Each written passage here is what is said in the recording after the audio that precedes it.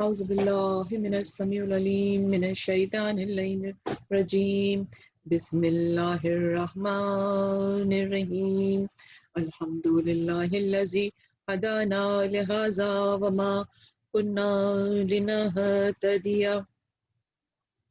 لولا ان هدانا اللہ لقد جاءت رسل ربنا بالحق الصلاة والسلام على النبي الأمي المكي المدني القرشي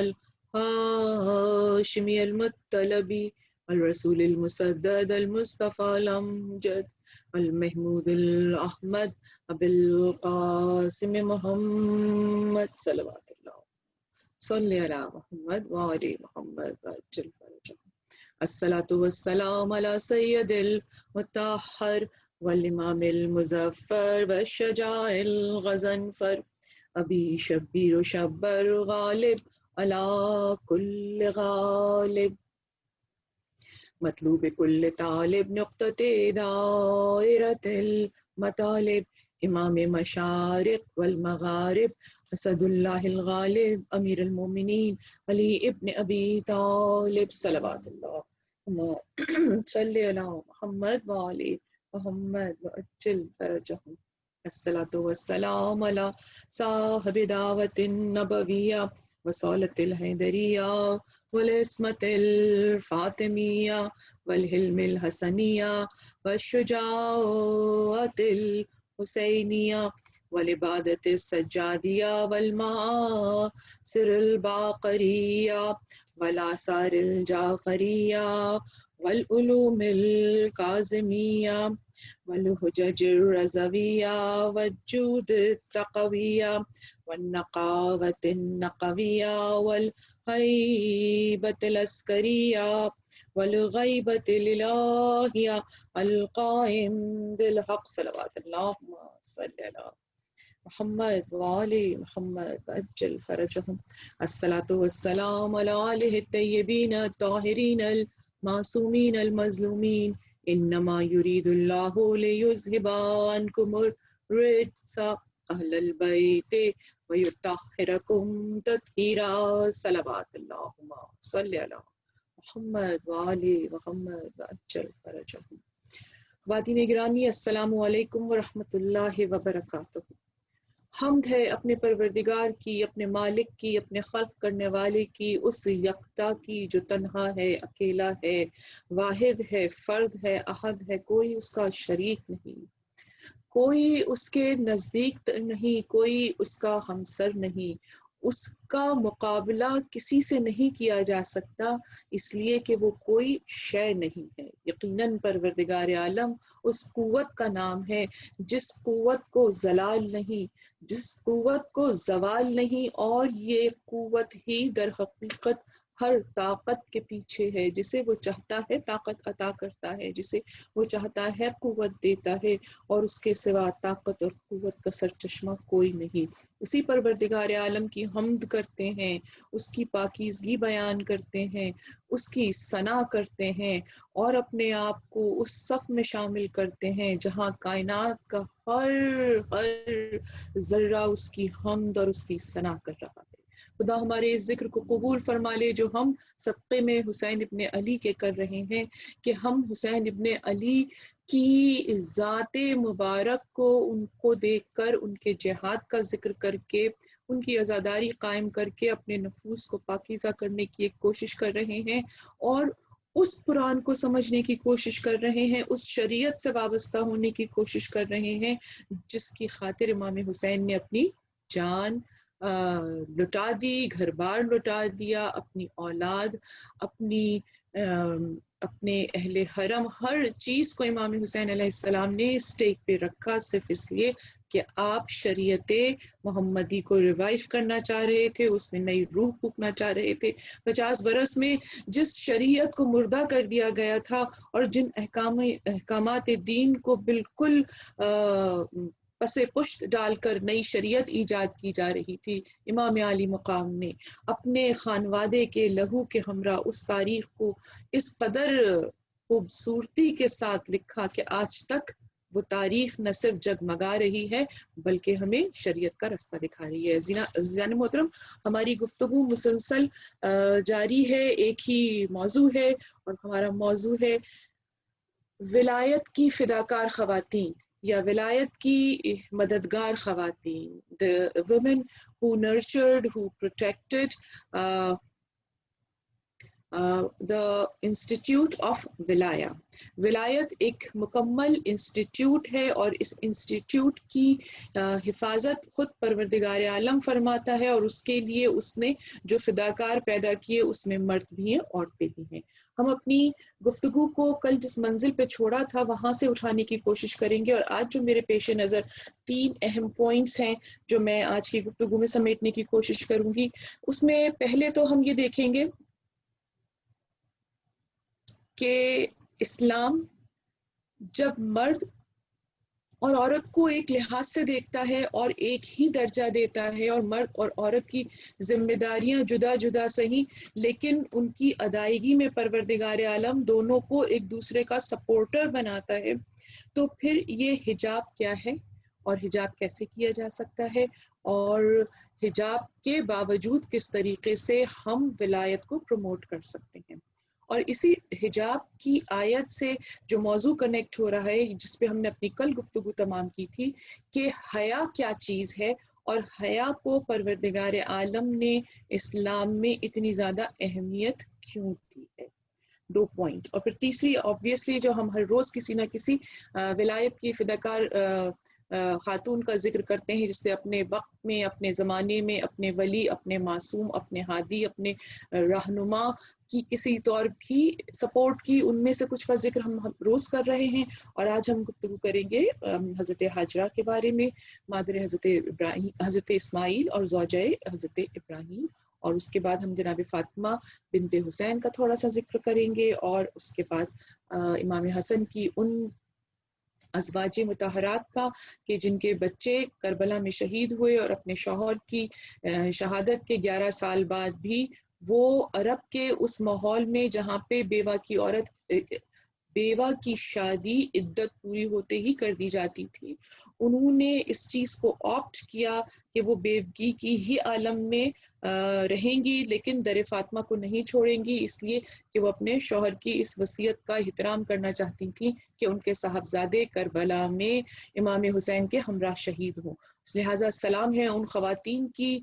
عظمت پر، ان کی حرمت پہ، کہ انہوں نے 11 برس اس معرکے کا انتظار کیا اور اپنے بالکل چھوٹے چھوٹے بچوں کو اس عالم میں لے کے کربلا پہنچی، جبکہ وہ اس وقت بھی most of them were ten agers, صرف ایک امام حسن کے سب سے بڑے صاحبزادے 21 برس کے تھے، باقی سب کی عمر 11 سے لے کر 16 سال کے درمیان میں تھی، اور میں آج ان کا ذکر کرنے کی کوشش کروں گی۔ ہم واپس آتے ہیں اپنی کل کی گفتگو کے پہ۔ کل کے میں اپنی مجلس کو تھوڑا سا ریویو کر رہی تھی، اور مجھے اندازہ ہوا کہ میں نے آخری روایت جو پڑھی تھی، ناٹ روایت بلکہ جس پوائنٹ کو میں آپ کے سامنے پیش کرنا چاہ رہی تھی، اس میں شاید مکمل نہیں پیش کر سکی، اور وہ پوائنٹ یہ تھا کہ پروردگار عالم نے اس بے حیائی کو، جو کہ آج کے معاشرے میں فیشن بن گیا ہے، بلکہ میں فیشن تو نہیں کہوں گی، میں کہوں گی آج کے زمانے میں اس کو اس حد تک انفیوز کر دیا گیا ہے، اس کو اتنا زیادہ بچپن سے ہی دماغوں میں ڈال دیا گیا ہے کہ بغیر اس چیز کو ہائی لائٹ کیے ہوئے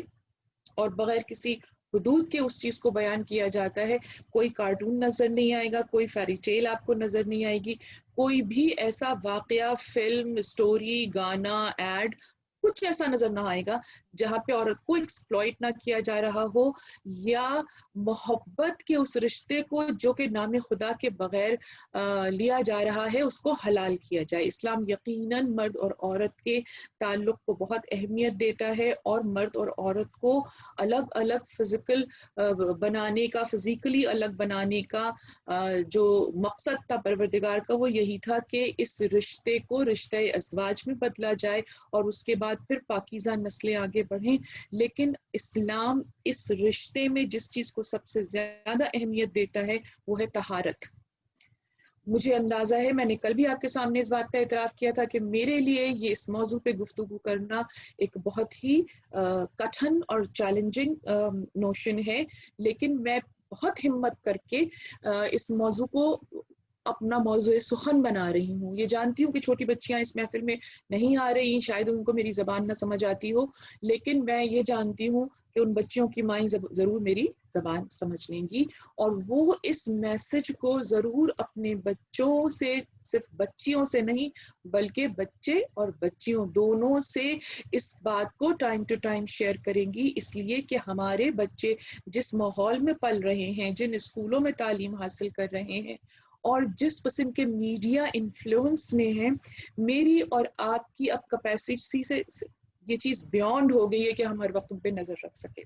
اور ہماری نظر رکھنے سے کوئی فرق نہیں پڑے گا. ہمیں ان کو وہ کانسیپٹس دینے ہیں جو کانسیپٹ ہمیں قرآن میں دیے ہیں، اس لیے کہ اگر آپ ایک دفعہ کانسیپٹ دے دیتی ہیں اور اس کو بار بار اپنی پریکٹسز سے اور دیگر ماحول سے اس کانسیپٹ کو آپ انہینس کرتی رہتی ہیں، تو بچہ خود اپنا ڈیسیشن صحیح لیتا ہے اور اس کو چوز کرنا آتا ہے، اور اس کو پھر چوائسز میں اس کے پیچھے وہ کانسیپٹ ہوتا ہے کہ مجھے کیا چیز کرنی ہے جو کہ خدا کو پسند آئے. جیسا کہ حضرت قاسم 13 سال کا بچہ تھا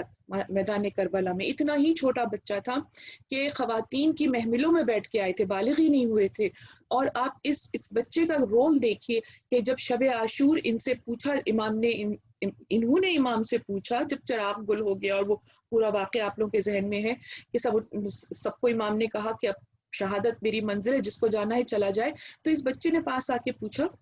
چچا کیا میرا نام محضر شہادت پر ہے؟ میں پوری روایت نہیں بیان کری، صرف اپنے موضوع سے مطابقت رکھتا ہوا جملہ عرض کرنا چاہتی ہوں. امام حسین نے جواب نہیں دیا، امام حسین نے کہا کہ تم موت کو کیسا پاتے ہو؟ شاید امام آزمانا چاہتے ہوں، یا شاید امام آخر وقت تک کے آنے والے کم سن بچوں کو یہ بتانا چاہتے ہوں کہ موت ایک ایسی چیز نہیں کہ جس سے گھبرایا جائے. امام نے پوچھا اپنے بھتیجے سے، اور اس بچے نے جواب دیا، شہد سے زیادہ شیریں. آپ دیکھیے کس قدر خوبصورتی سے بچے نے موت کی لطافت کو بیان کیا ہے، اور اس نے یہ بتایا ہے کہ اگر مجھے اپنی جان اپنے وقت کے امام پر قربان کرنی ہے تو موت تو میرے لیے کینڈی سے زیادہ اہمیت نہیں رکھتی ہے، اور میں اس کی آنکھوں میں آنکھیں ڈال کے پھر مقابلہ کرنے کے لیے تیار ہوں. تو یہ قاسم کی چوائس تھی، قاسم کے پاس کانسیپٹس کلیئر تھے، اور قاسم کی وہ ماں جو گزشتہ 11 سال سے بے وفادی کی زندگی گزار رہی تھی. ہمارے علماء اس چیز کو سختی سے منع کرتے ہیں کہ امام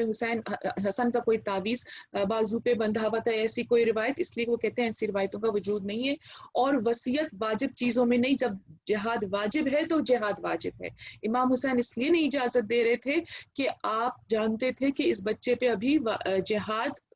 ساقط ہے، 13 برس کا بچہ ہے. لیکن بہرحال گفتگو تو پھر بہت گہرائی میں چلی جائے گی. بچوں کو کانسیپٹس دیجیے، اور کانسیپٹس میں یہ بتائیے کہ خدا تعالیٰ نے مرد اور عورت دونوں اس لیے تخلیق کیے ہیں کہ وہ اپنی اس سوسائٹی کو قائم کر سکے جو اس کے کاسمک پلان کا حصہ ہے، اور وہ ہر فرد کو جو اس دنیا میں آ رہا ہے ایک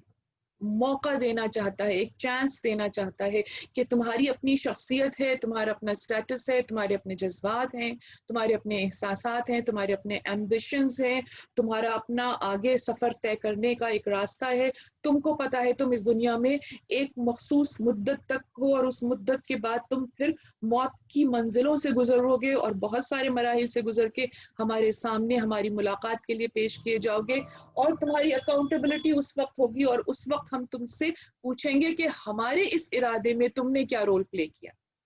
عزیزان محترم، اس وجہ سے مرد اور عورت کو بنایا گیا، ان کے درمیان جذبات بھی ہیں، احساسات بھی ہیں. obviously شیطان ہماری گھات میں بیٹھا ہے، وہ ہمیں ہر وقت ان چیزوں کی طرف متوجہ کرتا ہے، لیکن ہمیں اپنے بچوں کو یہ کانسیپٹ دینا ہے کہ یقیناً ان کو، آپ کو پتہ ہے وہ جو کیا فیبرری میں سیلیبریٹ کیا جاتا ہے، Valentines day, right, Valentines day میں جو کنڈر گارڈن کی ٹیچرز ہیں یا مائیں ہیں وہ جانتی ہیں کہ اس بچے سے اگر 24 بچے اس کی کلاس میں تو 24 کارڈز بھجوائے جاتے ہیں ٹو شو دیئر لو،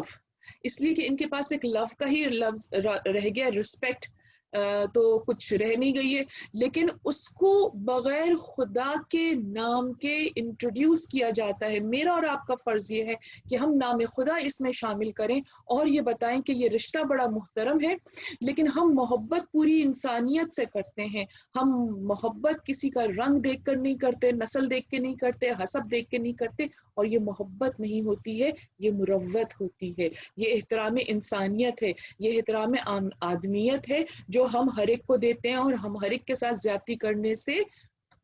گھبراتے ہیں، اس لیے کہ اس زیادتی کو اللہ تعالیٰ معاف نہیں کرے گا۔ اسی طریقے سے اگلے سٹیج پر آتے ہیں کہ جب ہم یہ دیکھتے ہیں کہ نوجوان لڑکی لڑکا کو یہ بتایا جاتا ہے کہ تنہا رہنا ایک بڑے عذاب کی بات ہے، اور تنہا رہنے والا کو سوشلی کمپلیکس کر دیا جاتا ہے، وہ انفیریورٹی کمپلیکس میں چلا جاتا ہے۔ بچیاں اگر کسی بچی کو ویلنٹائنس میں، تو پاکستان کی بات بتا رہی ہوں، یہاں تو میرا انٹریکشن ظاہر ہے بچوں سے نہیں رہا ہے، لیکن مجھے پاکستان کا یاد ہے کہ کالجز میں وہ لڑکیاں، اسکولوں میں وہ لڑکیاں بڑی پریشان رہتی تھیں اور بہت اداس رہا کرتی تھیں، ڈپریشن میں چلی جایا کرتی تھیں، جن کو اس دن کوئی پھول نہیں ملتا تھا یا ان کو اس دن کوئی کارڈ نہیں ملتا تھا۔ یہ لڑکے جن کے پاس جیب میں پھوٹی کوڑی نہیں ہوتی تھی، وہ ادھار مانگتے پھر رہے ہوتے تھے کہ وہ اپنی کسی بھی ایک لڑکی کو انہوں نے گلاب کا پھول دے کے یا واٹ ایور کینڈی دے کر یہ بتانا ہوتا تھا کہ ہاں تمہارا کوئی عاشق زار ہے۔ ہمیں یہ چیز اپنے بچوں کو بتانی ہے کہ یہ چیز خدا کی رضا کے بغیر حرام ہے،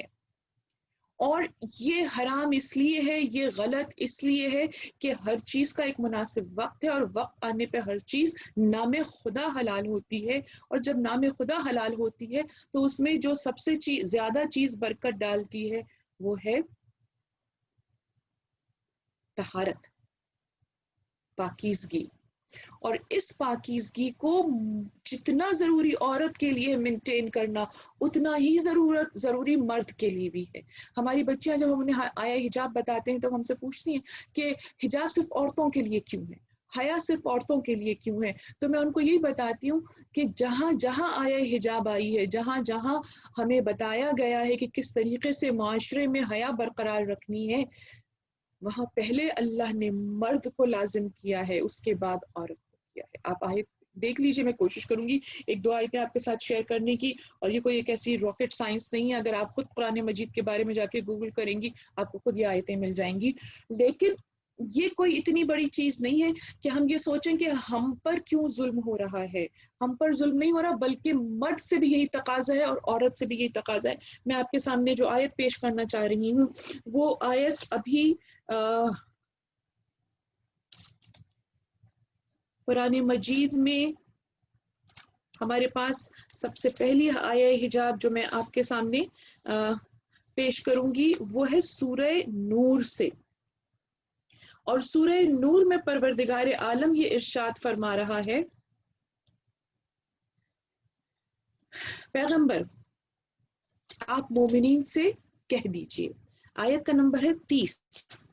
اور جب آپ آیہ حجاب نکالیں گی تو آپ کو آیت نمبر 31 ملے گی، آیت نمبر 31 ملے گی، لیکن میں آپ سے کہوں گی کہ آپ آیت نمبر 30 یعنی کہ 30 سے آغاز کیجئے گا، اس لیے کہ پروردگار عالم نے جو حجاب کا نام لیا ہے تو فرماتا ہے، اور پیغمبر آپ مومنین سے کہیے، یعنی مردوں سے کہیے کہ اپنی نگاہوں کو نیچی رکھیں، اپنی شرمگاہوں کی حفاظت کریں، کہ یہی زیادہ پاکیزہ بات ہے، اور بے شک اللہ ان کے کاروبار سے بہت خوبی سے واقف ہے۔ لہٰذا یہاں کسی مرد کو کھلی چھٹی نہیں دی گئی کہ وہ نظر کو دیکھتا رہے۔ بڑے بڑے لوگوں کے بارے میں سنتے ہیں اور پھر عقل حیران رہ جاتی ہے کہ جب سنتے ہیں کہ وہ مرد کہتے ہیں کہ جی پہلی نگاہ حلال ہے، اب وہ پھر پریکٹس کرتے ہیں کہ پہلی نگاہ کو بغیر پلکیں جھپکائے کتنی دیر تک وہ گیس کو رکھ سکتے ہیں، کہ پلک جھپکنے سے پہلے وہ سراپے کو دل میں اتار دیں۔ میرا دل چاہتا ہے میں اپنا جا کے سر پیٹوں ان کے سامنے اور ان سے کہوں کہ اس آیت کو پڑھ لو، آیت نمبر 30 کو، جس کا اختتام کیا ہو رہا ہے، بے شک اللہ ان کے کاروبار سے خوب باخبر ہے۔ یقیناً پہلی نگاہ جو ہے اس کے اوپر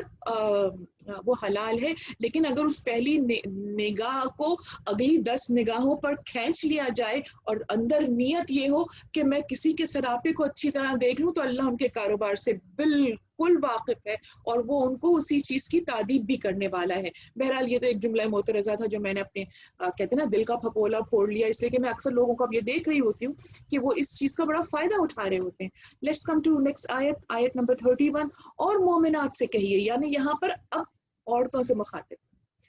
اپنی نگاہوں کو نیچا رکھیں اور اپنی عفت کی حفاظت کریں. یہاں تک اسٹیٹمنٹ بالکل سملر ہے، یعنی یہاں مومنوں سے کہا گیا ہے پیغمبر آپ مومنین سے کہیے اپنی نگاہوں کو نیچا رکھیں، یہاں پہ کہا ہے مومنات سے کہیے وہ اپنی نگاہوں کو نیچا رکھیں. تو again equality is going right. Next statement, اور اپنی شرمگاہوں کی حفاظت کریں. اب یہاں پر عورتوں کے لیے لفظ عفت استعمال ہوا ہے. پھر اب اگلی بات کیا کہی جا رہی ہے، اور اپنی زینت کا اظہار نہ کریں علاوہ اس کے جو از خود ظاہر ہو جائے. اب اس زینت کو الیبریٹ کیا جا رہا ہے، کہا جا رہا ہے اپنے چادر کو، اپنے دوپٹے کو اپنے گریبان پر رکھیں، یعنی ہمارا جو یہ گریبان ہے یہ ڈھکا رہے. اور اپنی زینت کو ظاہر نہ کریں سوائے، اب وہ کیٹیگریز آ جاتی ہیں. تو یہاں پر بس ایک چھوٹی سی ریکویسٹ ہے ان بچیوں سے جو زینت تو جو حجاب تو کرتی ہیں لیکن اس کے باوجود پھر ان کا لباس جسم کا اس قدر ٹائٹ ہوتا ہے کہ وہ فگرز کو نمایاں کر دیتا ہے. اگر ہلکا سا اس لباس کو بھی تھوڑا ڈھیلا رکھا جائے، میں بالکل یہ نہیں کہہ رہی ہوں کہ لباس اتنا زیادہ ڈھیلا ہو جائے کہ لگے کہ آپ کوئی چوغا پہن کر آ گئے، نہیں، آپ کو ظاہر ہے پریکٹیکل لائف میں جانا ہے، کام کرنا ہے، بہت ساری چیزیں ایسی ہیں. تو اگر اس وقت آپ اپنے لباس کو تھوڑا سا اتنا ڈھیلا کر دیں کہ آپ کا لباس سامنے والے کو نظر نہ آئے کہ یہ 36 29 38 ہے، صرف اتنا ہو کہ دیکھنے والا یہ دیکھے کہ ہاں یہ باحیا عورت ہے، میں اس پہ غلط نظر نہیں ڈال سکتا. اور پھر اس لباس کا رنگ ایسا نہ ہو، اس پہ جھلملاتی ہوئی وہ نہ لگی ہوئی ہو، کیا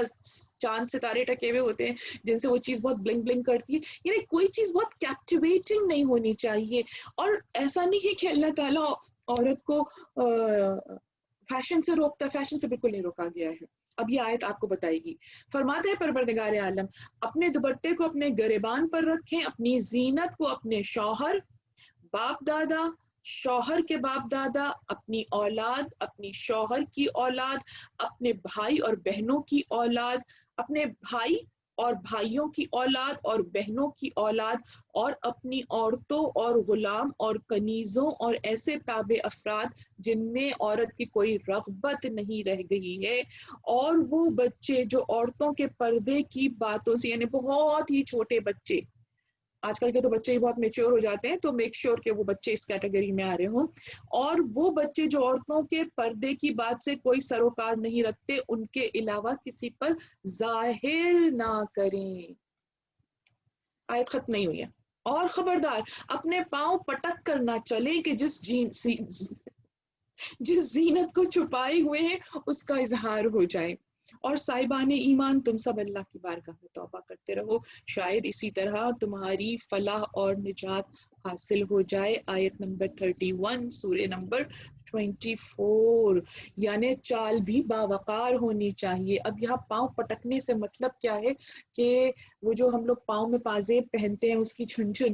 اور یہ صرف ایک علامت ہے. کوئی ایسی چیز جو کسی کو اٹریکٹ کر رہی ہو اس سے ہمیں پبلک میں احتیاط کرنی چاہیے، اور پرائیویٹ میں اگر ہمیں اپنے آپ کو آراستہ رکھنا چاہیے، اپنے زینت کو ہم شو کریں، لیکن اس میں صرف یہی لوگ شامل ہوں گے جو کیٹیگریز آیت نمبر 31 ہمیں ایکسپلین کر رہا ہے کہ ہمارا شوہر کے ساتھ پھر شوہر کا باپ، اس میں شوہر کا باپ بھائی نہیں آ رہے، شوہر کا باپ، اور پھر شوہر کی اگر دوسری اولادیں بھی ہیں کسی اور سے ان کو، اور اسی طریقے سے سگے بھائی بھتیجوں بھانجوں سے. تو مسئلہ یہاں پر یہ ہے کہ میں اور آپ میرے خیال سے سب سے برے حلیے میں گھر میں رہتے ہیں. اپنے شوہر کے سامنے ہم 2 رنگ کے کپڑوں میں پھر رہے ہوتے ہیں، اپنے بھائیوں بچوں کے آگے ہماری بدترین صورت ہوتی ہے، ہم مصیبت. بہت سارے ایسی خواتین بھی ہیں جو صبح سے لے کر شام تک نائٹی میں گھومتی رہتی ہیں، شام کے وقت اگر کوئی آ رہا ہے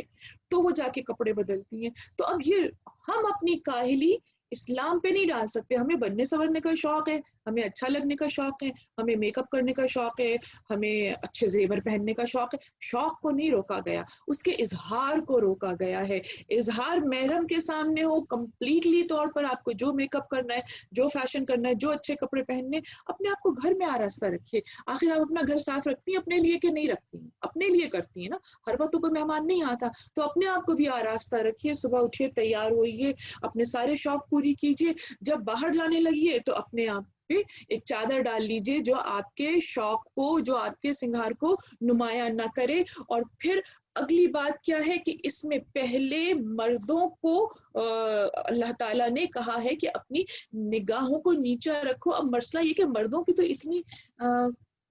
ہار سنگار کی چیزیں ہی نہیں ہے, اس لیے آیت میں ان کو نہیں مخاطب کیا گیا. وہ تو اچھے بھی ہوں گے تو وہی پینٹ شرٹ پہنیں گے جو وہ برے عالم میں پہنیں گے, تو اس لیے ان کو ڈیٹیل نہیں بتائے گی. عورتوں کی چونکہ بڑی انٹریکیسیز ہوتی ہیں, اس وجہ سے خواتین کو بہت زیادہ لمبی بات کہی گئی ہے. اچھا, اب آئیے میں آپ کو ایک اور آیت دکھانا چاہتی ہوں. یہ آیت ہے سورہ احزاب کی, اور یہ آیت سورہ احزاب کی جو ہے, یہاں کے اوپر بھی ہمیں آیت حجاب ملتی ہے. اور اس میں ہمیں بظاہر فیصلہ, بہت ساری آیتیں ہیں, میں ایک ایک کر کے آپ کے سامنے پڑھتی ہوں. یہ ساری حجاب کی نہیں ہے, بلکہ یہ جو کانسیپٹ ہے کہ ہم اپنے آپ کو اللہ کی خاطر اس کی شریعت کا پابند کریں. اس لیے کہ اس وقت جو سب سے بڑا مسئلہ ہے وہ لبرلزم ہے, کہ جس میں ہم کہتے ہیں کہ ہم نے پڑھ لکھ لیا, ہم اپنے پیسے کما رہے, اب ہمارا جو جی چاہے گا وہ کریں گے, جیسے جی چاہے گے رہیں گے. اسلام اس بات کی اجازت نہیں دیتا. اسلام نے ہر مومن کو اور ہر مومنہ کو پابند کیا ہوا ہے. اور کیا کہہ کر پابند کیا ہوا ہے کہ جو رسول نے شریعت دے دی ہے اس کی پابندی کرنی ہے. شریعت کو چاہے 50 لوگوں کے بیچ میں ہو یا اکیلے ہوں, ہم اس سے اسکیپ نہیں کر سکتے ہیں. لیکن پھر اس کا اجر بھی بہت دیا گیا ہے. میں آپ کے سامنے جو آیت پیش کر رہی ہوں یہ ہے 29 سورہ نمبر 33 ہے, یعنی کہ احزاب, سورہ احزاب, اس کی آیت نمبر 29.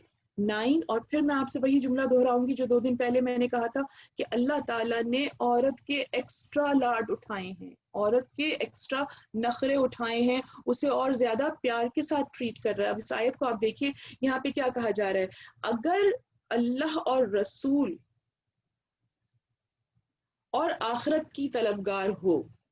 یہاں پہ یہ نہیں کہا گیا اللہ اور رسول کی رضا, بلکہ فرمایا جا رہا ہے اور اگر اللہ اور رسول اور آخرت کی طلبگار ہو تو خدا نے تم میں سے نیک کردار عورتوں کے لیے بڑا اجر فراہم کیا ہے. ایکسکلوسیولی عورت کو مخاطب کیا جا رہا ہے کہ اگر تم شریعت کی پابندی کرتی ہو تو تمہارے لیے اللہ نے بہت بڑا اجر رکھا ہوا ہے. اور اس کے بعد اگلی آیت آتی ہے 31, اور جو بھی تم میں خدا اور رسول کی اطاعت کرے, نیک اعمال کرے, اسے دوہرا اجر دیں گے, اور ہم نے ان کے لیے بہترین رزق فراہم کیا ہوا ہے. عزیزان محترم, بظاہر یہ جو آیتیں آ رہی ہیں یہ امہات المومنین سے مخاطب ہے, لیکن یہاں پر علماء کہتے ہیں کہ امہات المومنین تو اس وقت کی تھیں, لیکن یہ مخاطب ان تمام خواتین سے ہے جو ایلیٹ کلاس سے تعلق رکھتی ہیں. کسی بھی طریقے سے اگر وہ ایلیٹ سے تعلق رکھتی ہیں, چاہے وہ فائنینشلی ہو یا وہ کسی اور کیٹیگری میں آتی ہوں, پروفیشنل وائز آتی ہوں, اسٹیٹس وائز آتی ہوں, سوشلی آتی ہوں, یہ مخاطب ان سے ہے. کہ پھر پروردگار عالم ارشاد فرماتا ہے کہ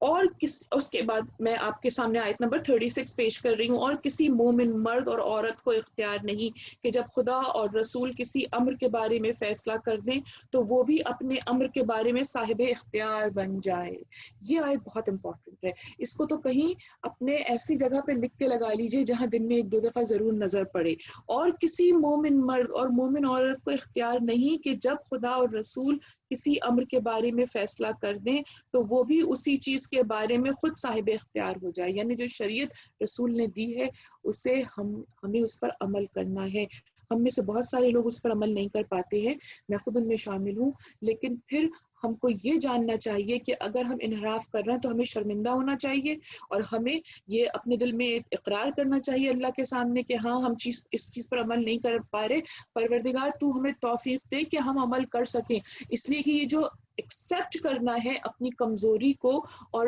اپنے آپ کو یہ احساس دلانا ہے کہ یہ ہم اس سٹینڈرڈ پہ نہیں آ پا رہے جو سٹینڈرڈ ہمیں رسول نے دیا ہے، تو پھر خدا تعالیٰ ہماری اس کمزوری پر رحم فرما کے ہماری توفیقات میں اضافہ بھی فرما سکتے ہیں اور ہم اپنے آپ کو بہتر بھی کر سکتے ہیں۔ پروردگار عالم کہتا ہے 36 آیت، کوئی مومن اور مومن مرد عورت اختیار نہیں، جب خدا اور رسول کسی امر کے بارے میں فیصلہ کر دیں تو وہ بھی اپنے امر کے بارے میں صاحب اختیار بن جائے، اور جو بھی خدا اور رسول کی نافرمانی کرے گا وہ کھلی ہوئی گمراہی میں مبتلا ہو جائے گا۔ تو اپنے آپ کو کھلی ہوئی گمراہی سے بچانے کے لیے ضروری ہے کہ اپنی کمزوریوں کو خود آئیڈینٹیفائی کریں اور اپنے آپ کو شریعت کے راستے کی طرف لے کر جائیں۔ اب اس کے بعد ایک چیز اور جو بڑی امپورٹنٹ ہے، اور یہ اسی پیج پر ہے، 32 آیت ہے۔ ہم لوگ آج کل گفتگو کرتے ہیں اور گفتگو کرنے میں دیکھیں، مرد اور عورت کی بات چیت کرنے کو کہیں منع نہیں کیا گیا ہے۔ مرد اور عورت کو جہاں بھی ضرورت ہے آپس میں بات چیت کرنے کی پوری اجازت ہے، لیکن بلا ضرورت بات کرنے کی اجازت نہیں۔ اور بلا ضرورت گفتگو میں جو ایک چیز آ جاتی ہے جو آج کل بڑی کامن ہو گئی ہے، جس کو کہا جاتا ہے فلرٹنگ کرنا، کہ بات ایسی کی جائے کہ خواتین جو ہیں، کچھ خواتین، ہر ایک کو نہیں کہہ رہی، کہ مسکرا کر بات کر لیں یا نرمی سے بات کر لیں یا پھر سادہ زبان میں اٹھلا کر بات کر لیں تاکہ اپنی بات منوا لیں۔ اور اس کو اب میں دیکھتی ہوں لڑکیاں کہتی ہیں دس از ویمن پاور، کہ چونکہ آپ ویمن پاور ہیں تو تھوڑا سا آپ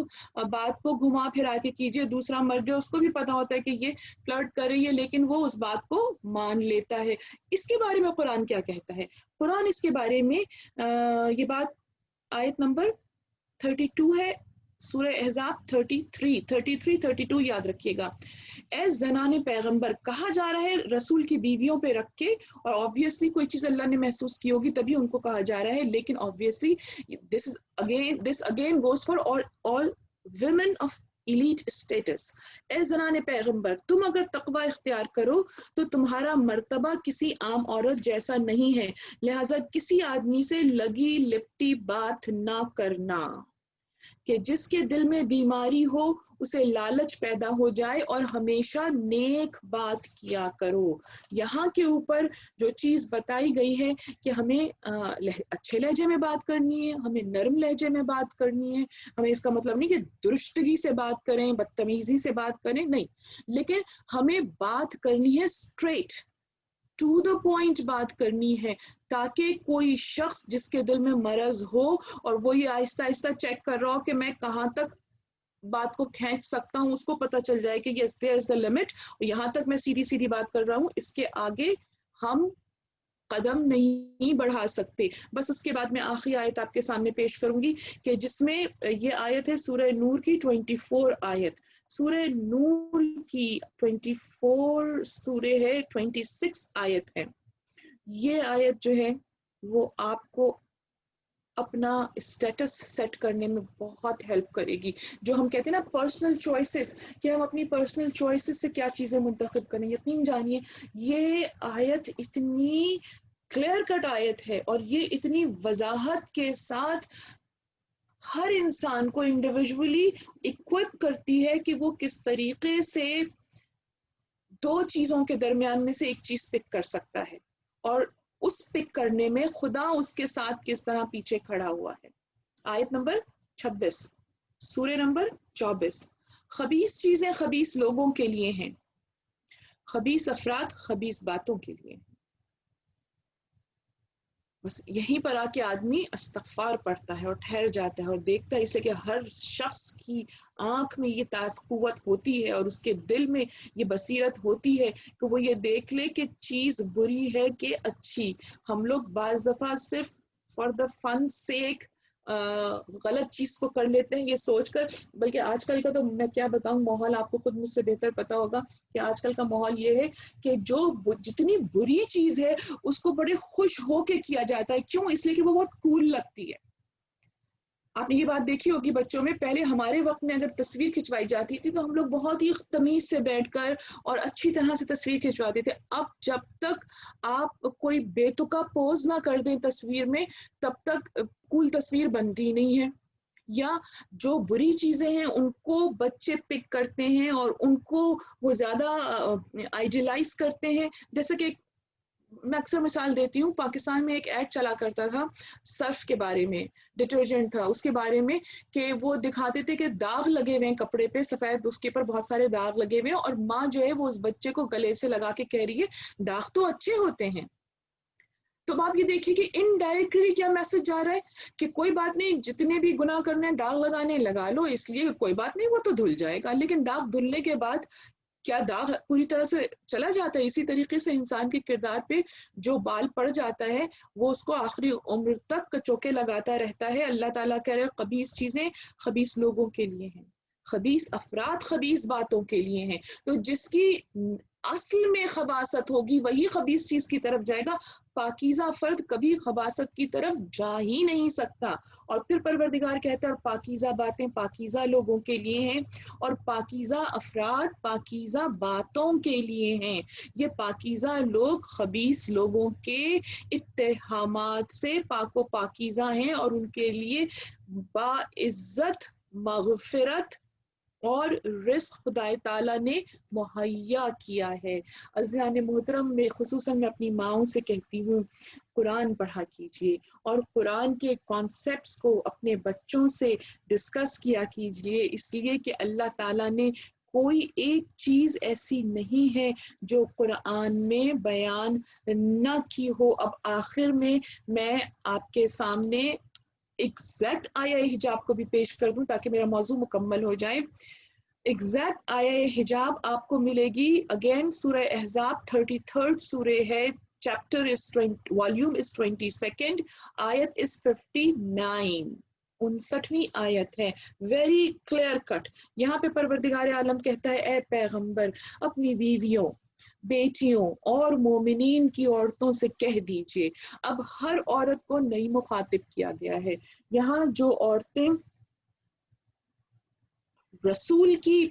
بیویاں ہیں اور ان کی بیٹیاں ہیں، ٹھیک ہے، obviously رسول کی بیٹیاں اور بیویاں اس وقت تھیں، لیکن اگلا جو جملہ، اگلا جو کلوز ہے وہ کیا کہتا ہے؟ اور مومنین کی عورتوں سے۔ اب مومنین ہر زمانے میں رہیں گے، مومنین کا ایسا نہیں کہ صرف رسول اللہ کے زمانے میں تھے، قیامت تک مومنین آتے رہیں گے۔ تو اب جتنی بھی مومنات ہیں ان سے کہا جا رہا ہے اپنی چادر کو اپنے اوپر لٹکائے رہا کرے، کہ یہ طریقہ ان کی شناخت یا شرافت سے قریب تر ہے، اور اس طرح ان کو اذیت نہیں دی جائے گی۔ خدا بہت بخشنے والا، بہت مہربان ہے۔ تو عزیزوں، یہ جو چادر لٹکائے رہنے والی چیز ہے، اس کے معنی یہ ہیں کہ سر بھی ڈھکا رہے اور جسم پر بھی ایک ڈھیلا لباس رہے، چادر کی سمت کا چاہے چادر رہے نہ رہے، لیکن لباس اتنا ٹائٹ نہ ہو کہ اس کے بعد آپ کا جسم نمایاں ہونے لگے۔ اگر سادگی کے ساتھ سر کو ڈھاکا ہوا ہے، ضروری نہیں ہے کہ آپ اس کو پن لگائیں، ضروری نہیں ہے کہ آپ ایرانی اسٹائل کی چادر پہنے، ضروری نہیں ہے کہ آپ عراقی اسٹائل کی چادر پہنے، ضروری نہیں ہے کہ ہم سعودی اسٹائل کی بایا پہنے، لیکن ہمارا لباس فل ہونا چاہیے، اور ہمارا لباس ایسا ہو جو ہمارے بالوں کو ڈھاکے ہوئے اور ہمارے بدن کو ڈھاکے ہوئے ہو۔ بس اتنا کافی ہے۔ بس ان لوگوں کو اذیت نہیں دی جاتی اس لیے کہ ان کی شرافت ان سے آگے آگے چل رہی ہوتی ہے۔ مشکل کام ہے، ناممکن نہیں ہے۔ خدا سے جب توفیق کا سوال کیا جاتا ہے وہ مدد کرتا ہے، لیکن اگر ہم پہلے ہی مرحلے پہ اس کو روک دیتے ہیں تو پھر توفیق بھی سلب ہو جاتی ہے۔ میں نے آپ کے سامنے وہ آیت عرض کی تھی جس میں پروردگار عالم نے ارشاد فرمایا تھا کہ جو شخص ہدایت کے واضح ہو جانے کے بعد بھی رسول سے اختلاف کرے گا، مومنین کے راستے کے علاوہ کوئی دوسرا راستہ اختیار کرے گا، ہم اسے ادھر ہی پھیر دیں گے جدھر وہ پھر گیا، اور جہنم میں جھونک دیں گے۔ یہ بدترین ٹھکانہ ہے۔ سورہ چیپٹر نمبر 415 آیت ہے۔ بس عزیزوں، میں نے اپنی آج کی گفتگو کو یہیں پہ روکا، اب ہم چلیں گے ان عورتوں کے بیان کی طرف کہ جو عورتیں اپنے اپنے وقت میں اپنے ولی کو سپورٹ کرتی رہیں۔ میں پھر آپ سے کہوں گی کہ یہ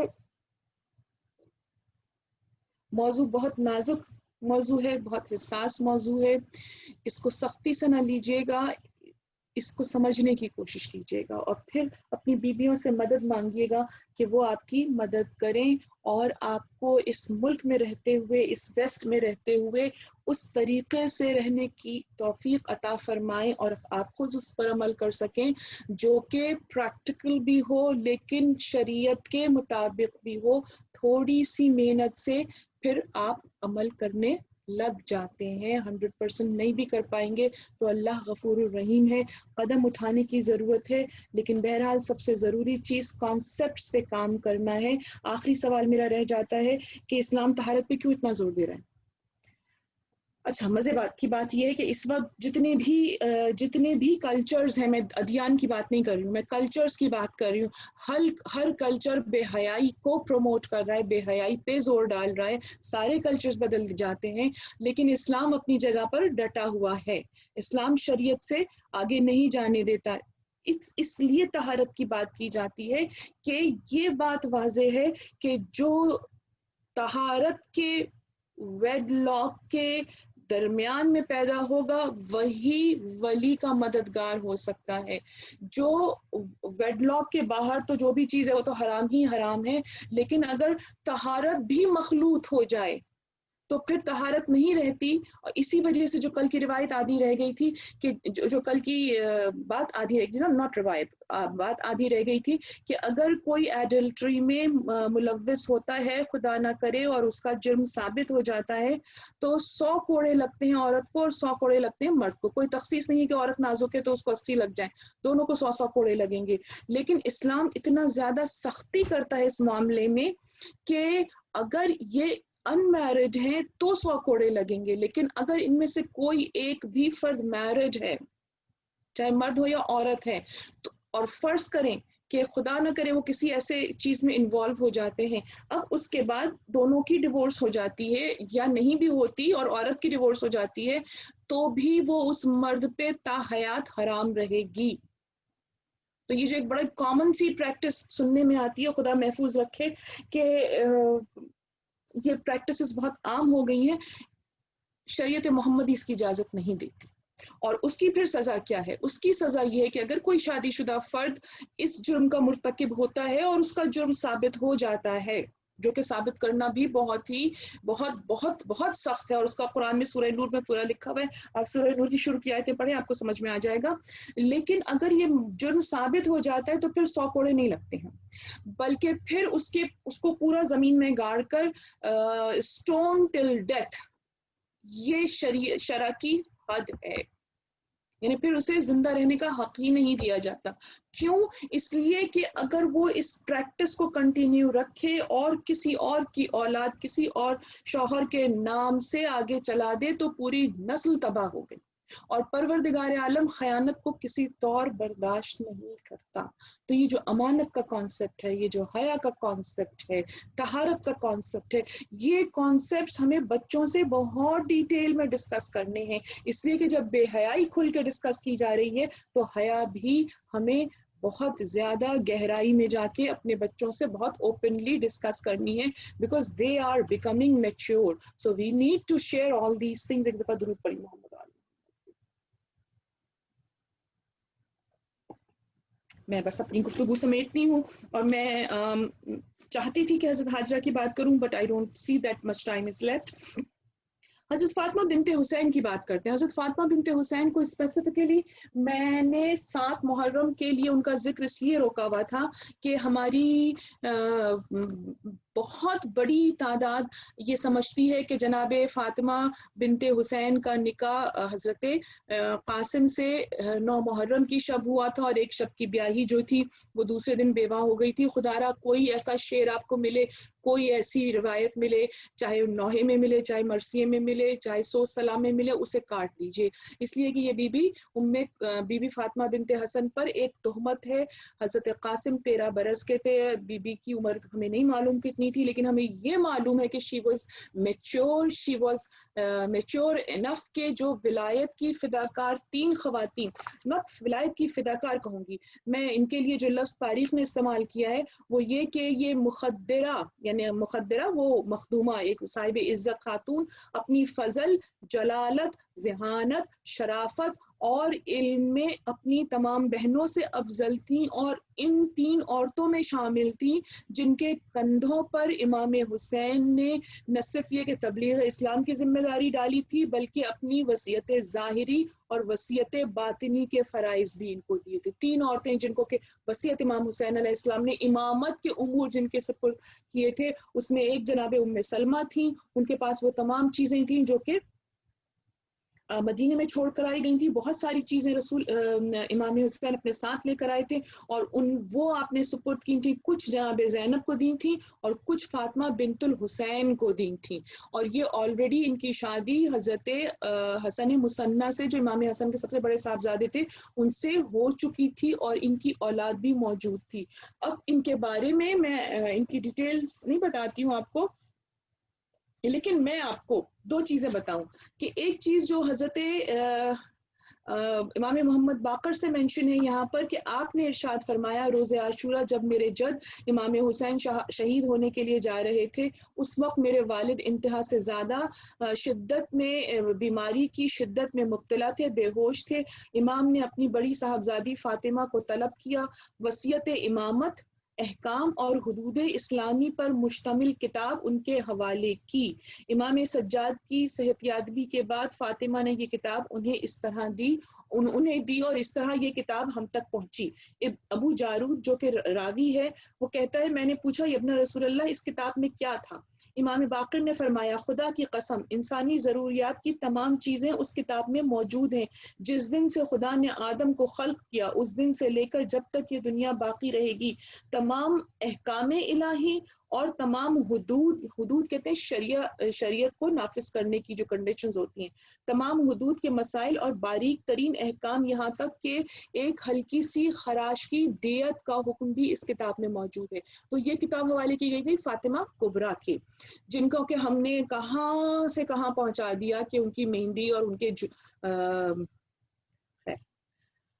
اب اس کے بعد پھر ان کے لیے امام حسین کا ایک قول نظر آتا ہے جو بی بی کی تعریف کر رہا ہے. امام حسین علیہ السلام نے اپنی ان صاحبزادی کے لیے کیا فرمایا ہے، اور یہ آپ نے فرمایا جس وقت آپ ان کا نکاح امام حسن مصنع سے پڑھا رہے تھے تو آپ نے ان الفاظ میں اپنی بیٹی کا تعارف کرایا. آپ نے کہا میں تمہیں اپنی ایسی بیٹی دے رہا ہوں جو تمام افراد میں سب سے زیادہ فاطمہ بنت رسول کی شکل کے مشابہ ہے. اب اس کے بعد جو اگلی 3 چیزیں ہیں وہ غور سے سنیے. ایک چیز تو امام نے کہہ دی کہ وہ فاطمہ بنت رسول سے سب سے زیادہ مشابہ ہیں. اس کے بعد 3 اور کوالٹیز بتائی جا رہی ہیں. فرماتے ہیں شب زندہ دار ہے، یعنی تمام رات عبادت کرتی ہے،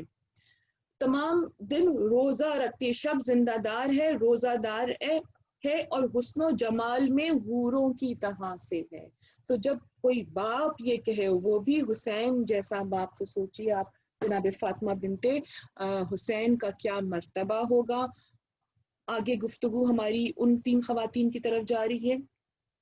وہ مائیں جو کہ امام حسن کے بیٹوں کی مائیں تھیں اور سلام ان کی عظمت میں، پر کہ عرب کے اس ماحول میں انہوں نے 11 سال بیوگی کے گزارے. امام حسن کی شہادت کے وقت ان کی عمر 47 تھی، تو یقیناً وہ بیویاں اس سے کم عمر کی ہوں گی. تو انہوں نے اپنی پوری جوانی اپنے چھوٹے چھوٹے بچوں کے ساتھ اس لیے گزار دی کہ وہ اپنے بچوں کو کربلا میں پیش کرنا چاہتی تھیں. امام حسن کے 5 صاحبزادے کربلا کے موقع میں شریک تھے، کربلا کی جنگ میں شریک تھے، اور امام حسن کے صرف 1 صاحبزادے زندہ بچے تھے جن سے امام حسن کی یا حسنی سادات کی نسل آگے بڑھی، وہ حسن مصنع تھے. اور ان کے بارے میں آپ کو کئی دفعہ آپ نے یقیناً سنا ہوگا کہ 21 برس کی عمر تھی، بے حد خوبصورت. امام حسن کی 5 لڑکوں کے لیے جو یہاں پہ جو مقتل میں جن کا ذکر ملتا ہے، ایک حسن مصنع ہے، اس کے بعد احمد بن حسن ہے، حسن مصنع وہ 21 ایئرز اولڈ، پھر دوسرے ہیں احمد بن حسن ہی وہ 16 ایئرز اولڈ، تیسرے ہیں عبداللہ الاکبر بن حسن 15 ایئرز اولڈ، قاسم بن الحسن 13 ایئرز اولڈ، اور آخری بیٹے ہیں عبداللہ الاصغر بن الحسن 11 اور 12 ایئرز اولڈ. اور اس میں عبداللہ الاکبر اور قاسم ایک ہی ماں سے تھے، ان کی ماں کا نام رملہ ہے. احمد بن الحسن کی والدہ کا نام ہے ام البشر بنت مسعود انصاری، اور حضرت امام حسن مصنع کی والدہ کا نام بھی لکھا ہوا ہے، خولہ بنت منصور فزاری۔ یہ تینوں دونوں آخری دونوں مائیں جو تھیں وہ امام حضرت قاسم کی ماں اور احمد بن حسن کی ماں موجود تھیں، اور ان پانچوں بیٹوں کے لیے ایک بات کامن جملہ نظر آتا ہے، اور وہ کامن جملہ کیا ہے کہ یہ جو جوان آ رہا تھا دشمنوں کی طرف اتنا خوبصورت تھا، اتنا حسین تھا کہ بدلی سے چاند نکل آیا۔ یہ کامن آپ کو ہر ایک کے مصائب میں نظر آئے گا۔ ظاہر حسن نام ہی کہا جاتا ہے جو کامل خوبصورت، تو کامل حسن کو حسن کہا جاتا ہے، اور امام حسن جو تھے، اگر آپ یہ دیکھیں کہ سب سے زیادہ رسول اللہ سے کون مشابہ تھا تو حضرت علی اکبر تو بعد میں آتے ہیں، امام حسن سب سے زیادہ مشابہ تھے اپنے نانا سے۔ رسول اللہ کی حدیث موجود ہے کہ میں سر سے لے کے سینے تک حسین مجھ سے مشابہ ہیں، اور میرے سینے سے لے کے قدموں تک حسین مجھ سے مشابہ ہیں۔ اس لیے یہ حدیث اور ثابت کرتی ہے کہ امام حسن علیہ السلام رسول اللہ سے بہت مشابہ تھے، تو ظاہر ہے آپ کی اولاد کتنی حسین ہوگی۔ اور یہی حسن جو ہے وہ ہمیں کامن نظر آتا ہے۔ حسن مصنع کے بارے میں آپ نے سن لیا کہ یہ شہید نہیں ہو سکے تھے، 18 گہرے زخم لگے تھے، اور اس کے بعد ان کو امام حسین علیہ السلام نے اس خیمے میں لا کے لٹا دیا تھا جہاں پر خواتین موجود تھیں، اس لیے کہ یہ چونکہ شہید نہیں ہوئے تھے تو ان کو گنج شہیدہ میں نہیں لٹایا گیا تھا۔ اب ظاہر یہ مسلسل پانی مانگ رہے تھے، بے ہوشی کا عالم تھا، کوئی ان کو پانی نہیں پلا سکا تھا۔ اور جو سب سے اس سے بھی زیادہ صدمے کی بات ہے، جو بعض دفعہ رونگٹے کھڑے ہو جاتے ہیں سوچ کر ہی، کہ جس وقت خیام میں آگ لگی تھی تو جناب زینب کے لیے جو حمید ابن مسلم نے کہا ہے نا کہ ایک بی بی بار بار دوڑ کے جلتے ہوئے خیموں میں جاتی تھی، پھر بھاگتی بھی واپس آتی تھی، اور لگتا تھا اس کی کوئی بہت قیمتی شے خیمے میں رہ گئی ہے۔ تو امام حسن، امام علی ابن الحسین تو جلتے ہوئے خیموں میں بے ہوش پڑے ہوئے تھے، اور بی بی زینب ان کو لانے کے لیے بار بار اندر جاتی تھیں، گھسیٹتی تھیں، کھینچتی تھیں، پھر باہر آ کے خبر لیتی تھیں دوسروں کی، پھر جاتی تھیں۔ اب آپ سوچئے کہ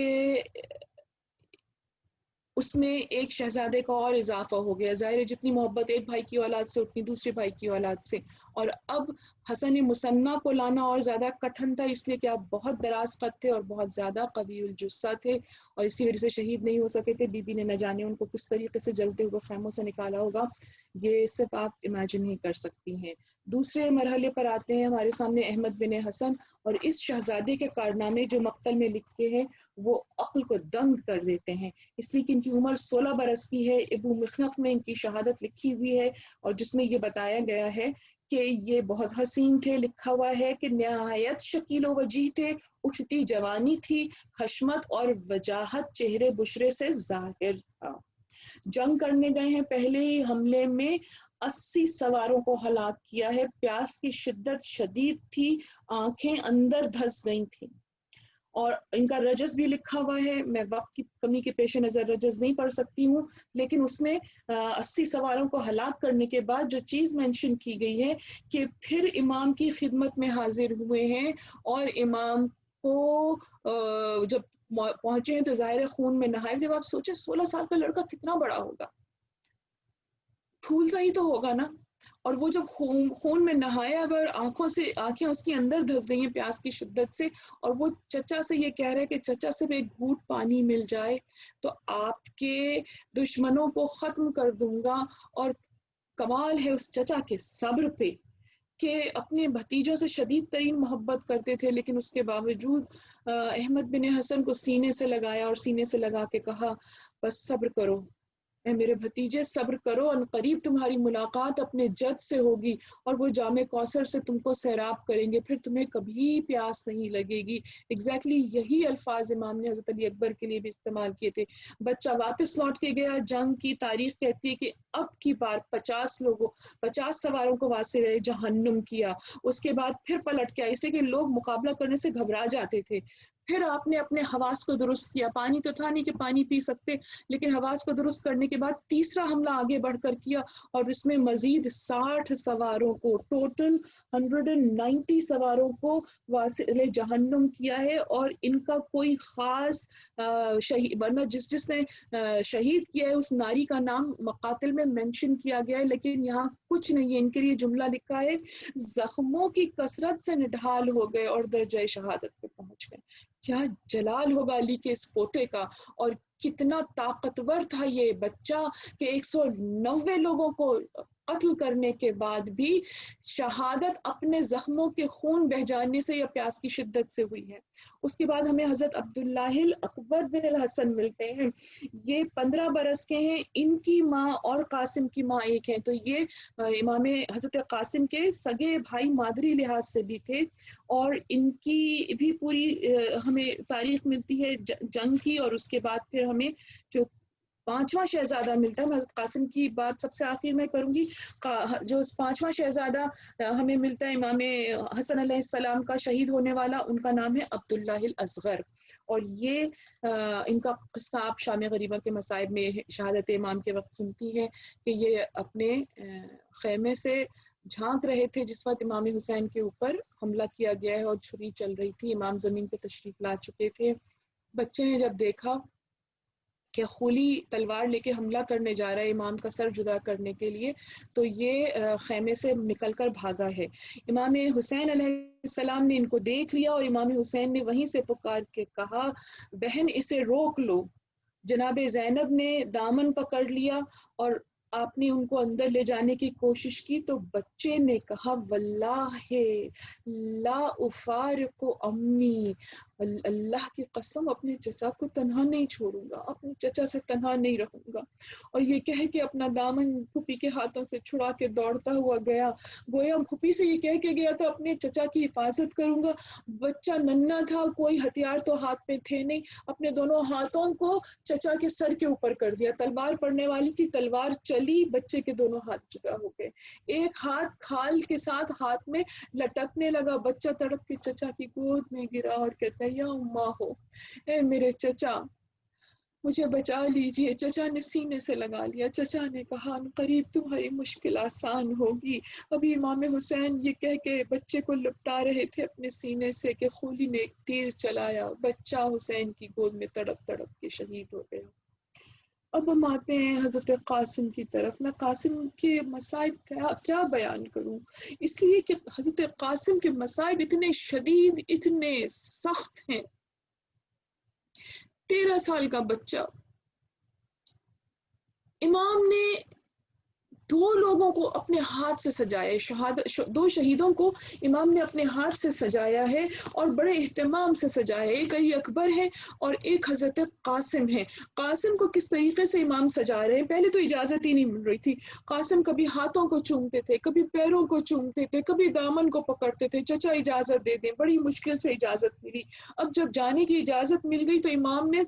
امامہ سر پہ باندھا، اس بچے کے سائز کا کوئی خود نہیں تھا اور کوئی زرہ نہیں تھی، امامہ سر پہ رکھا اور امامے کی دونوں طرف جو تحت الحنک ہوتا ہے اس کو دونوں طرف کر دیا، گویا کفن پہنایا جا رہا ہو، اور اس کے بعد امام نے سینے پہ جو کرتا تھا اس میں ہاتھ ڈال کے اس کو چیر دیا، گریبان کو پارا کر دیا۔ کسی نے بعد میں امام سے پوچھا کہ چوتھے امام سے پوچھا کہ قاسم کے گریبان کو کیوں چیر دیا تھا، تو امام علی بن الحسین نے کہا میرے بابا یہ چاہتے تھے یتیموں کے گریبان چاک ہوتے ہیں، میرے بابا چاہتے تھے کہ لوگوں کو پتہ چل جائے یہ بچہ یتیم ہے تو اس پر رحم کرے، لیکن بدترین لوگ کربلا میں مقابل حسین تھے۔ حمید ابن مسلم جو کہ نریٹر ہے وہ کہتا ہے میرے برابر میں ابن ازدی کھڑا ہوا تھا، اس نے جب دیکھا کہ سامنے سے قاسم آ رہے ہیں، مجھے یہ لگا جیسے کہ بدلی میں سے چاند نکل رہا ہے، اور میرے منہ سے بے ساختہ نکلا واللہ اتنا حسین بچہ، اس کی چھاتی تو چاندی کی طرح چمک رہی ہے، اس کی ماں نے اسے کیسے بھیج دیا۔ آپ سوچئے دشمن کا جو رپورٹر ہے وہ یہ جملہ کہہ رہا ہے، ابن ازدی کہتا ہے کہ اگر اس کو میں نے نہ مارا اور اس کے بعد اس نے جو بھی اپنے جملے کہے تو حمید کہتا ہے کہ میں جانتا تھا کہ یہ بہت ہی خونخوار آدمی ہے، میں نے کہا تو رہنے دے، اس کے لیے یہ فوج کافی ہے، لیکن وہ آگے بڑھ گیا۔ اس کے بعد حضرت قاسم کی جنگ کا تو آپ کو مار کا پتہ ہے نا کہ حضرت قاسم کو امام حسین کی فوج کے جتنے گھوڑے تھے اس میں جو سب سے اونچا گھوڑا تھا اس کا نام میمون تھا، اور یہ رسول خدا کے 4 گھوڑوں میں سے ایک تھا جو کہ جنگ کربلا کے لیے محفوظ رکھے گئے تھے۔ اس گھوڑے پہ بٹھایا ہے، اور اس گھوڑے پہ حضرت عباس نے بٹھایا، چھوٹا بچہ تھا نا، خود نہیں بیٹھ سکتا تھا، تو حضرت عباس نے اس گھوڑے پہ بٹھایا۔ تو جب روایت میں آپ یہ جملہ دیکھتی ہیں تو آپ خود سے سوال کرتی ہیں کہ اتنا چھوٹا بچہ چھوٹا گھوڑا دے دیتے، اس کو بڑا گھوڑا کیوں دے دیا؟ لیکن مصلحت آپ کو پتہ چلے گی جیسے آپ قاسم کے مصائب سنیں گی۔ اور حضرت قاسم کے بارے میں ہمیں روایتوں میں یہ ملتا ہے کہ جس وقت کربلا کی تیاری مدینے میں ہوا کرتی تھی اور امام حضرت عباس علیہ السلام آداب جنگ تعلیم کیا کرتے تھے جوانان بنی ہاشم کو، اس وقت حضرت قاسم کو ایک خاص گر سکھایا جاتا تھا جو کسی اور شہزادے کو نہیں سکھایا جاتا تھا۔ اور وہ گر کیا تھا؟ وہ گر یہ تھا کہ قاسم کو دوڑتے ہوئے گھوڑے کے ساتھ دونوں ہاتھوں سے تلوار تھامنے کی ترکیب دی جاتی تھی۔ اب آپ سوچئے ایک ہاتھ سے سوار گھوڑے کی رکاب تھامتا ہے، عیال کو کھینچتا ہے، اور دوسرے ہاتھ سے جنگ کرتا ہے، لیکن قاسم کو یہ تربیت دی جاتی تھی کہ قاسم دونوں ہاتھوں سے تلوار پکڑے، اور ان کے گھوڑے کو یہ ٹرین کیا جاتا تھا کہ وہ جب اس کی عیال ڈھیلی ہو جائے اس کے بعد وہ قاسم کے نیکسٹ اشارے کو سمجھے، اور وہ اشارہ کیا تھا کہ قاسم دونوں ہاتھوں سے تلوار اٹھا کے اسے اپنے سر سے اوپر لے کے جائیں، اور اپنے سر سے لے کر اوپر جائیں، اور جب وہ اوپر ہاتھ لے جائیں تو اس لمحے وہ اپنے دونوں گھٹنوں کو کس کے گردن پہ پریس کرے اس کی گھوڑے کی باڈی پہ، اور گھوڑا اس اشارے پہ پوری قوت سے پورا اوپر اچھلے گا۔ یہ جو گر سکھایا گیا تھا قاسم کو۔ اب قاسم کے سامنے ارزق شامی پہلوان تھا، تو جب عمر ابن سعد نے اس سے کہا، بڑا قوی الجثہ تھا، بہت اونچا لمبا چوڑا تھا، اس سے کہا کہ تو جا اس کے مقابلے میں، تو اس نے عمر ابن سعد کو دیکھا، اس نے کہا اس بچے کے سامنے میں جاؤں گا؟ اس کے لیے میرا چھوٹا بیٹا کافی ہے۔ اس نے اپنا ایک بیٹا بھیجا، قاسم نے واصل جہنم کیا، دوسرا گیا وہ بھی واصل جہنم ہوا، تیسرا، چوتھا، جب چاروں بیٹے اس شخص کے واصل جہنم ہو گئے تو ارزق شامی جلال میں آیا، اس نے کہا کہ اب اس بچے کو ختم کرنا مجھ پر واجب ہو گیا۔ وہ مقابلے پہ آیا حضرت قاسم کے، بس حضرت قاسم نے اپنا گھوڑا اس کے سامنے کیا، اپنا رجز پڑھا، اور جب پینترا بدلتے بدلتے آپ نے ایگزیکٹلی وہی چیز کی، آپ کو سمجھ میں آ گیا کہ میرے چچا نے مجھے یہ گر اس لمحے کے لیے سکھایا تھا، بس یک بار یہ عیال چھوڑ دی اور تلوار کو دونوں ہاتھوں سے پکڑ کے اپنے ہاتھ کو اپنے وجود سے بلند کیا، گھوڑے کو جیسے ہی اشارہ ملا گھٹنوں کے ذریعے پوری قوت سے اچھلا۔ قاسم نے وہ تلوار ایسی ارزق شامی کے سر کے اوپر ماری، 2 پارہ ہو کے جسم گر گیا۔ جب 2 پارہ ہو کے جسم اس کا گرا، لوگوں کو علی کی حیدر کرار کی ضرب یاد آ گئی، ایک غلغلہ علمان کا مچا۔ اب تاریخ کہتی ہے، حمید ابن مسلم کہتا ہے کہ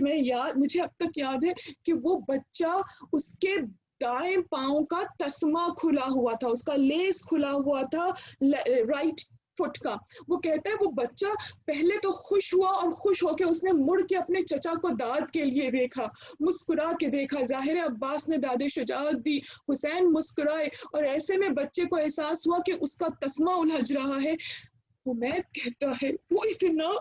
بھولا بچہ تھا،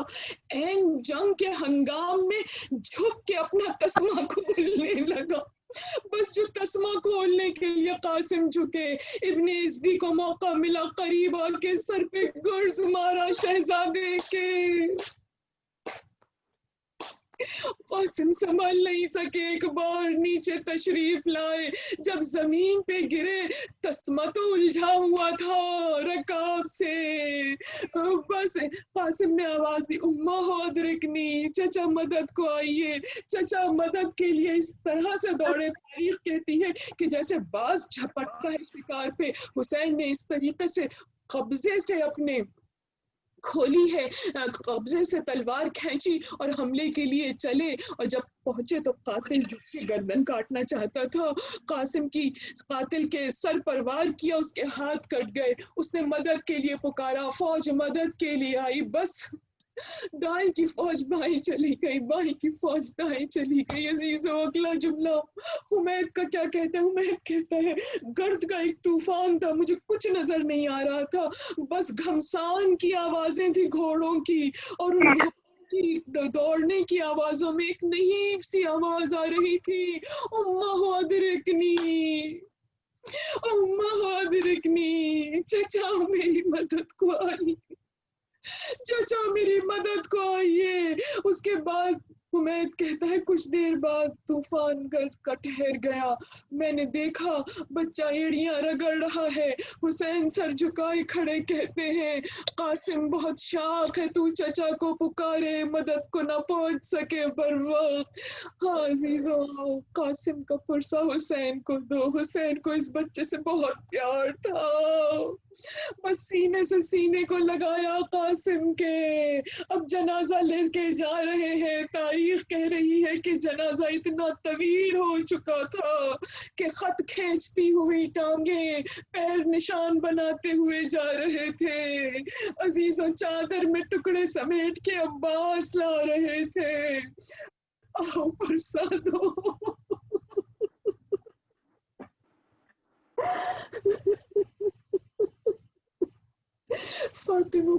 فاطمہ کو خالی قاسم کا پرسہ نہ دو، تمام پوتوں کا پرسہ دو، تمام نواسوں کا پرسہ دو، تمام جوانوں کا پرسہ دو کہ جن سب کو ظالموں نے ذبح کر ڈالا، نسل فاطمہ و علی کو تاراج کر دیا۔ بی بی اپنے بچوں کا پرسہ ہم سے قبول کیجیے، شہزادی ہماری مجلسوں کو قبول فرمائیے، شہزادی ان بچوں کے، ان جوانوں، ان شہیدوں کے صدقے میں ہمارے بچوں کو معرفت عطا فرمائیے، اپنے وقت کے ولی کی مدد کرنے کے لیے، اپنے آپ کو آمادہ کرنے کے لیے، شرائع دینی سے آگاہ ہونے کے لیے، شریعت سے واقف ہونے کے لیے، شریعت پر عمل کرنے کے لیے بی بی نے راہ راست پر چلنا سکھائیے۔ بی بی یہ عزاداری فقط ماتم و گریہ نہ رہ جائے، بی بی اس کے ذریعے ہم سب کے اور ہمارے آنے والی نسلوں کے معرفت میں اضافہ فرمائیے۔ یقیناً اب جو آپ چاہتی ہیں وہ کر سکتی ہیں بی بی، صدقہ آپ کو قاسم گل پہرہن کا جتنے بیمار لوگ ہیں ان کو شفا کلی عطا فرمائیے۔ بی بی جو بیمار ہے اسے مکمل شفا عطا فرمائیے۔ بی بی اس وقت جو لوگ مجلس میں موجود ہیں اور جہاں کہیں بھی شیعان علی ہیں ان کی تمام حاجتوں کو پورا فرمائیے۔ بی بی جو بھی بلا میں گرفتار ہے، کوئی بھی نفس، کوئی بھی انسان، اس کی مشکلوں سے رہائی عطا فرما کے اس کے دل میں ولی وقت کی معرفت عطا فرمائیے، اور ہمیں ایسے معاشرے کا حصہ بننے کی سعادت دیجیے جس میں انصاف ہو۔ اللہ لعنت اللہ قوم الظالمین، ماتم حسین۔